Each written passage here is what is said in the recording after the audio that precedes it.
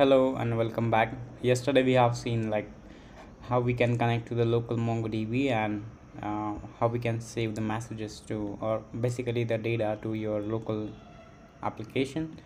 I mean the database application server. So right now we will going to connect it to the MongoDB Atlas. That way we will be sure that our data is saved into the Atlas, which is a free cluster that we have created, and hopefully we will be able to save this in a while.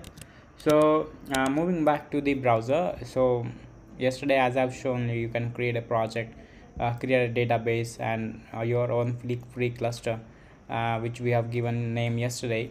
And you can now go to the databases tab here, and you can click on connect. So I've figured out how to do that, but if you want to change the method, you can ask allow from anywhere. Right now it is a free cluster and we are not having anything as important. So right now I'm not given the whitelisted IP addresses. Instead we are allowing from anywhere from the globe. So you can see what is the connection method that you want to use. If you want to use compass, MongoDB shell, or connect to the connect your application. So I will give I will select the Node.js, which we are already using, and the Mongoose. You can simply copy this connection script from here, connection string from here, and paste it there. Okay, so we are having a MongoDB plus SRV is kind of, you can assume like as a service, so or a deployed cluster. So this is the name of our database cluster, and the password that I've given is this one, and it is having the other specification of the host name, and my first database is the DB name right now.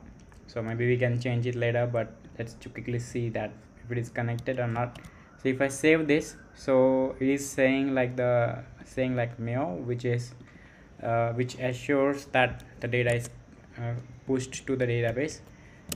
So now if I close this window, and if you can let's see if we can see any collections created, right? So this is a cats DB, sorry, the my first database is the DB, and it have created these two entries because I've tested before as well. So we need to connect to some different database, so I will use